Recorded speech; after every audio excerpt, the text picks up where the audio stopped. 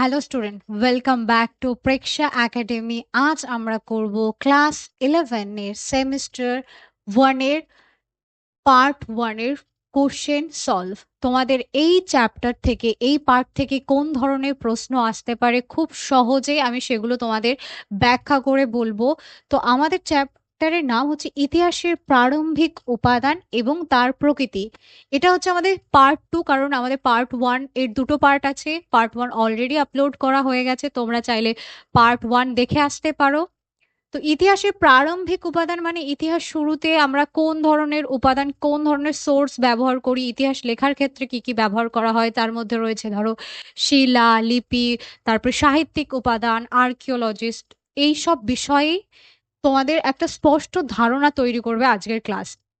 তো টোটাল আমরা 15টা কোশ্চেন করব। এই 15টা কোশ্চেন থেকেই আশা করা যাচ্ছে তোমাদের পরীক্ষায় এরকম ধরনের প্রশ্ন আসবে, এবং এই ধরনের আরো প্রশ্ন তোমরা পেতে চাইলে ফ্রিতে, একদম ফ্রিতে, অবশ্যই আমাদের হোয়াটসঅ্যাপ গ্রুপে জয়েন করবে, যার লিংক তোমরা ডিসক্রিপশন বক্সে পেয়ে যাবে। তো যেহেতু 15টা কোশ্চেন হয়ে গেছে অলরেডি, আমরা 16 নাম্বার থেকে শুরু করছি। তো 16 নাম্বার প্রশ্নে কি আছে? বেদ কোন ভাষায় রচিত? অপশন এ পালি, অপশন বি সংস্কৃত, অপশন সি প্রাকৃত, নাকি অপশন ডি বাংলা ভাষা। বেদ কোন ভাষায় রচিত? বেদ সংস্কৃত ভাষায় রচিত। আদি যে বেদ রচনা করা হয়েছে সেটি সংস্কৃত ভাষায় রচনা করা হয়েছে। এর আগে আমাদের জানতে হবে বেদ কিন্তু সবার প্রথমে লেখা হতো না। বর্তমানের মতো কিন্তু আগে বেদ লেখা হয়েছিল না, বেদ মুখে মুখে প্রচালিত হয়েছিল, যেটাকে আমরা বলি শ্রুতি। তো এই শ্রুতির মাধ্যমে কিন্তু একসময় বেদ পরম্পরা, মানে এক জেনারেশন থেকে আর এক জেনারেশনে মনে রাখতো শ্রুতির মাধ্যমে, কিন্তু পরবর্তীতে বেদকে কিন্তু এই সংস্কৃত ভাষায় লেখা হয়েছিল। নেক্সট কোশ্চেন, রাজতরঙ্গিনী গ্রন্থের রচয়িতা কে? Option A Kalhana, option B Banabhatta, option C Kautilya, নাকি অপশন ডি হর্ষ। 1148 থেকে 1149 খ্রিস্টাব্দের মধ্যে, মানে দ্বাদশ শতাব্দীতে বাণভট্ট কল কলহন রাজতরঙ্গিনী গ্রন্থের রচনা করে। এই যে কলহনের রাজতরঙ্গিনী মূলত কিন্তু কাশ্মীরের রাজাদের ইতিহাস সম্পর্কে লেখা। আর কলহনের রাজতরঙ্গিনী যে লেখা, কলহন যখন লিখেছিল এটা কিন্তু সেই সময়কার সঠিক টাইম মেনটেন করে লিখেছিল। তিনি একদম এক্সাক্ট টাইম, যেটাকে বলা হয় আহ মানে তোমার সময়টা ধরে, ক্যালেন্ডার ধরে কিন্তু লেখা, এবং তিনি কোনো পক্ষপাত ভাবে কিন্তু লেখেনি। তো এই যে ইতিহাস রচনার ক্ষেত্রে কলহনের রাজতরঙ্গিনী কিন্তু একটা বেশ সলিড এভিডেন্স বলা যেতে পারে। আর এই রাজতরঙ্গিনী কত সালের মধ্যে লেখা হয়েছিল? আনুমানিক 1148 থেকে 1149 খ্রিস্টাব্দের মধ্যে। নেক্সট কোশ্চেন, তাম্র শাসন কোন ধরনের উৎস? অপশন এ প্রত্নতাত্ত্বিক উৎস, অপশন বি মৌখিক উৎস, অপশন সি লোক সাহিত্য, নাকি অপশন ডি ধর্মীয় সাহিত্য। সঠিক উত্তর হচ্ছে প্রত্নতাত্ত্বিক উৎস। তম্র শাসন জিনিসটা কি আমাদের বুঝতে হবে, যে তম্র শাসন জিনিসটা কি। তামার ওপর, মানে কপারের ওপর কি হতো তখনকার সময়ে, রাজারা যদি কোনো কিছু দান করত, কোনো ব্রাহ্মণকে কিছু দান করত, সেই দান করা জমি, জমির সীমানা, রাজার নাম, কর ব্যবস্থা, এটা কিন্তু লেখা থাকতো। তো এই যে এই লেখা জিনিসটা, এইটা হচ্ছে একটা প্রত্নতাত্ত্বিক, আদি প্রত্নতাত্ত্বিক উপাদান। এটা কোনো মৌখিক উৎস নয়, কোনো লোক সাহিত্য নয়, কোনো ধর্মীয় উৎস নয়। তাই তম্র শাসন একটা প্রত্নতাত্ত্বিক উৎস। নেক্সট, মৌর্য যুগের ইতিহাস জানার একটি প্রধান উৎস কি? Option A Arthashastra, option B Anandamath, option C Gitanjali, না অপশন ডি আইন ই আকবরী। মৌর্য যুগের ইতিহাস জানার জন্য একদম একটা প্রধান উৎস হচ্ছে কৌটিল্যের অর্থশাস্ত্র। কৌটিল্য যে ছিল তার অর্থশাস্ত্রের মাধ্যমে কিন্তু আমরা মৌর্য যুগের ইতিহাস জানতে পারি। এই যে আনন্দমঠ, যে বাকি অপশনগুলো রয়েছে, আনন্দমঠ কিন্তু বঙ্কিমচন্দ্রের লেখা, যেটা মৌর্য যুগের বহু পরে, এবং আমরা জানি গীতাঞ্জলি লিখেছেন রবীন্দ্রনাথ ঠাকুর 1910 সালে। তা এই 1910 সালে গীতাঞ্জলি লেখা হয়েছে আনন্দমার বঙ্কিমচন্দ্রের এবং আইনি ই আকবরী আকবরের সময়। তাই মৌর্য যুগের ইতিহাস জানার একটা প্রধান উৎস হলো কৌটিল্যের অর্থশাস্ত্র। নেক্সট কোশ্চেন, ইন্ডিকা গ্রন্থের রচয়িতাকে? Option A Fa Hien, option B Megasthenes, option C Hiuen Tsang, নাকি অপশন ডি আল বিরুনি। ইন্ডিকার গ্রন্থের রচয়িতা মেগাস্থেনিস। গ্রিক যে রাষ্ট্রদূত মেগাস্থেনিস, তিনি যখন মৌর্য সম্রাটের আমলে এসেছিলেন ভারতে, তিনি কিন্তু উম, ইন্ডিকা গ্রন্থের রচনা করেছিলেন। তো এই যে ইন্ডিকা গ্রন্থের রচয়িতা হলেন মেগাস্থেনিস, আর মেগাস্থেনিস ছিলেন একজন গ্রিক রাষ্ট্রদূত। নেক্সট কোশ্চেন, মেগাস্থেনিস কার রাজসভায় এসেছিলেন? Option A Ashoka, option B Chandragupta Maurya, option C Harshavardhana, নাকি অপশন ডি সমুদ্রগুপ্ত। আমি একটু আগেই বললাম যে মেগাস্থেনিস কিন্তু চন্দ্রগুপ্ত মৌর্যের আমলে এসেছিলেন, এবং তিনি কেন এসেছিলেন এটা জানতে হবে আমাদের। তিনি যখন গ্রিক সম্রাট আলেকজান্ডার মারা যায়, তার সেনাপতি সেকিউলাস নিকেটার কিন্তু ভারতের উত্তর পশ্চিম এলাকা দখল করার জন্য আক্রমণ করেছিলেন, এবং সেই সময় চন্দ্রগুপ্ত মৌর্য সঙ্গে তিনি হেরে যায়, এবং তাদের দুজনের মধ্যে একটা চুক্তি স্বাক্ষর কর চুক্তি স্বাক্ষরের কথা হয়েছিল, এবং সেই চুক্তি স্বাক্ষরের জন্য কিন্তু চন্দ্রগুপ্ত মৌর্যের রাজ দরবারে মেগাস্থেনিসকে পাঠানো হয়েছিল। নেক্সট, মুদ্রা থেকে কোন তথ্য পাওয়া যায়?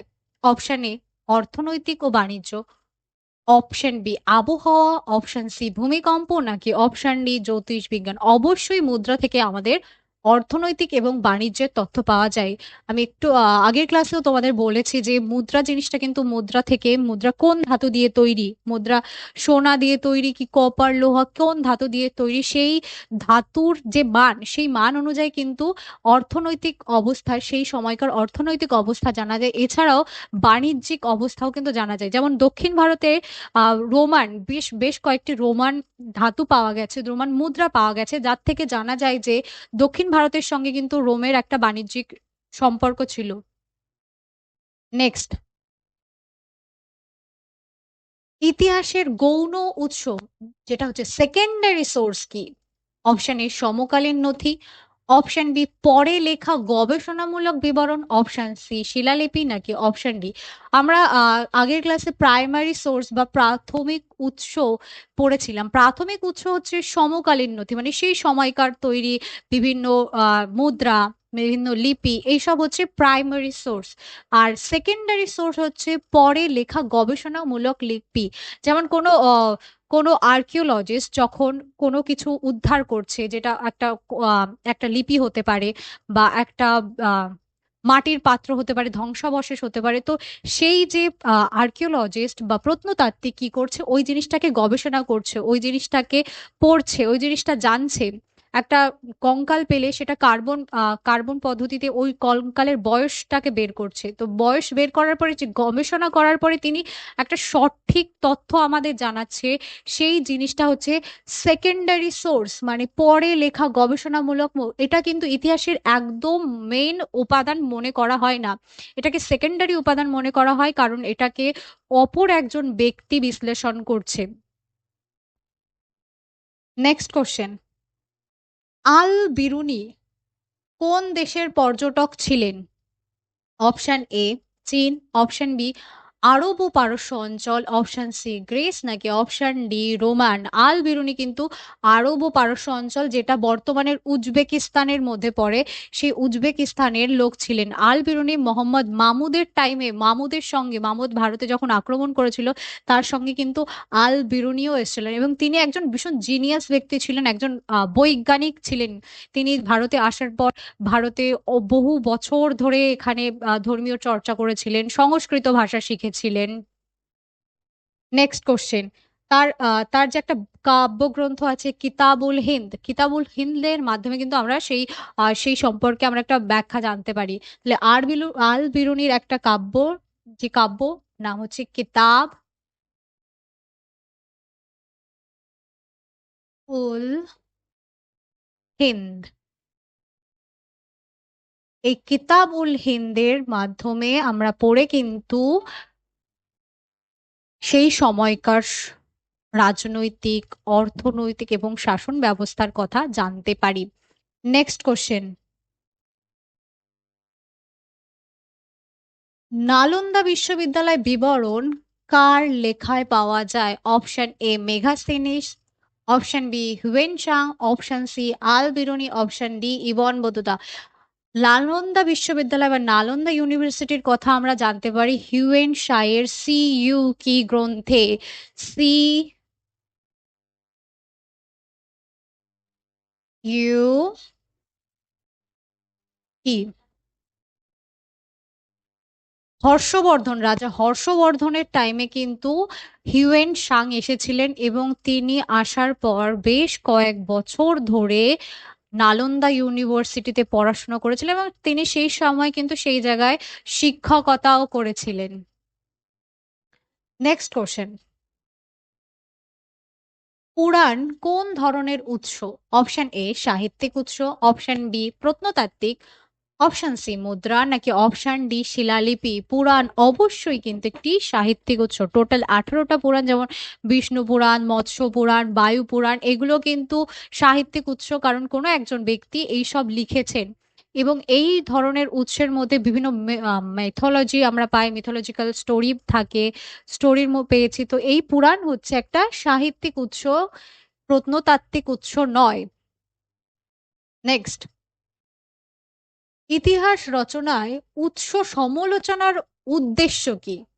অপশন এ উৎস ধ্বংস করা, অপশন বি উৎসের সত্যতা যাচাই করা, অপশন সি উৎস গোপন রাখা, নাকি অপশন ডি উৎস বিক্রি করা। এই যে উৎস মানে সোর্স, একটা ইতিহাস যখন লিখছে সেই ইতিহাসটা যখন বলা হচ্ছে অবশ্যই তার কোনো সলিড সোর্স থাকবে, তার কোনো প্রমাণ থাকবে। তো এই যে যারা ইতিহাস রচনায় উৎস সমালোচনা করে, মানে কোনো একটা জিনিস পেলাম এবং চোখ বন্ধ করে বিশ্বাস করে নিলাম, এটা কিন্তু করা সম্ভব না, এটা করা উচিত না বা এটা করা যাবে না। তাই এই যে একটা সোর্স, এটাকে সমালোচনার মেন উদ্দেশ্য হচ্ছে তার সত্যতা, সেটি কতটা সত্য এটা যাচাই করা। এবার সত্যতা যাচাই করার জন্য কিন্তু আমাদের দুটো পদ্ধতি ভাগ করা হচ্ছে, একটা হচ্ছে ইন্টারনাল, একটা হচ্ছে এক্সটার্নাল। ইন্টারনাল আর একটা হচ্ছে এক্সটার্নাল। এক্সটার্নাল কি? এক্সটার্নাল হচ্ছে যে কোনো নথি পেলাম এবং সেই নথিটা আসল কিনা, এটা কি সত্য, এটা হচ্ছে আমাদের ইন্টারনাল। আর সরি এক্সটার্নাল। আর ইন্টারনাল হচ্ছে যদি সেই তথ্য বা সেই নথি কেউ লিখে থাকে, সেই নথিটাকে কতটা পক্ষপাতহীন ভাবে তারা লিখেছে, কতটা সত্য। তো এইভাবে দুটো পদ্ধতিতে কিন্তু আমাদের সত্যের উৎসের সত্যতা যাচাই করা হয়। নেক্সট, প্রত্নতাত্ত্বিক খনন থেকে কোন বস্তু পাওয়া যায়? অপশন এ মুদ্রা ও মৃৎপাত্র, অপশন বি উপন্যাস,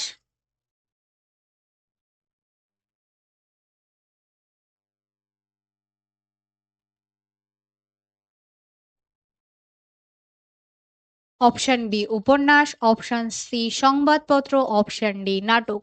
অবশ্য প্রত্নতাত্ত্বিক মাটি খুঁড়ে কি পাওয়া যাবে? মাটি খুঁড়ে অবশ্যই মুদ্রা এবং মৃৎপাত্র পাওয়া যায়। নেক্সট কোশ্চেন, প্রাচীন ভারতের ইতিহাস জানার জন্য কোন উৎসটি বিদেশি বিবরণ? Option A Arthashastra, option B Veda, option C Indica, option D Ramayana. বিদেশি উৎস অর্থশাস্ত্র নয়, কারণ এটি কৈটিল্য লিখেছে এবং বেদ আমরা জানি এটা ভারতীয় প্রাচীন একটি ধর্মগ্রন্থ। ইন্ডিকা হচ্ছে মেঘাস্তিনিসের লেখা একটি কাব্যগ্রন্থ। মেগাস্তিনিস কে ছিলেন? একজন গ্রিক রাষ্ট্রদূত ছিলেন। তো ইন্ডিকা হচ্ছে ইতিহাস জানার জন্য একটি বিদেশি বিবরণ। এবার এখানে আরেকটা জিনিস আছে যে একটা সময় কিন্তু সময়ের সাথে সাথে সাথে ইন্ডিকা কিন্তু বিলুপ্ত হয়ে গেছিল। এবার ইন্ডিকার কথা আমরা কিভাবে জানতে পেরেছিলাম? ইন্ডিকার কথা পরবর্তীতে আরো যে রোমান এবং গ্রিক দার্শনিক ছিলেন তাদের লেখায় কিন্তু ইন্ডিকার বেশ উদ্ধৃতি তুলে ধরা হয়েছে। যেমন আরিয়ান বলে আর একজন সাহিত্যিক ছিলেন, তিনি কিন্তু ইন্ডিয়া থেকে আহ উদ্ধৃতি নিজের লেখায় তুলে রেখেছিলেন এবং সেই উদ্ধৃতি থেকে তার পড়া থেকে আমরা জানতে পারি যে ইন্ডিকা একটা বিদেশি সোর্স বা উৎস, একটা ইন্ডিকা মেগাস্থেনিসের লেখা একটি গ্রন্থ। আমাদের লাস্ট কোশ্চেন আজকের, ইতিহাস রচনায় মূল ভিত্তি কি? অপশন এ কল্পনা, অপশন বি প্রমাণ ও উৎস, অপশন সি গুজব, নাকি অপশন ডি অনুমান। ইতিহাস লেখার প্রধান মূল ভিত্তি হচ্ছে প্রমাণ এবং উৎস। ল্যাটিন ভাষায় একটা কথা আছে, নো সোর্স নো হিস্ট্রি, মানে কোনো সঠিক সোর্স না থাকলে ইতিহাস লেখা যায় না। তাহলে ইতিহাস লেখার জন্য প্রথমেই আমাদের একটা সোর্স লাগবে এবং সেই সোর্সের সত্যতা যাচাই করার পরেই কিন্তু আমরা ইতিহাস লিখতে পারবো। তো আজকের ক্লাস আমাদের এই অবধি থাকলো। তোমাদের ক্লাসটা ভালো লাগলে অবশ্যই লাইক, কমেন্ট, শেয়ার করে দেবে তোমার বন্ধুদের সঙ্গে এবং এরকম ফ্রি নোটস পাওয়ার জন্য আমাদের হোয়াটসঅ্যাপ গ্রুপে জয়েন করে নেবে।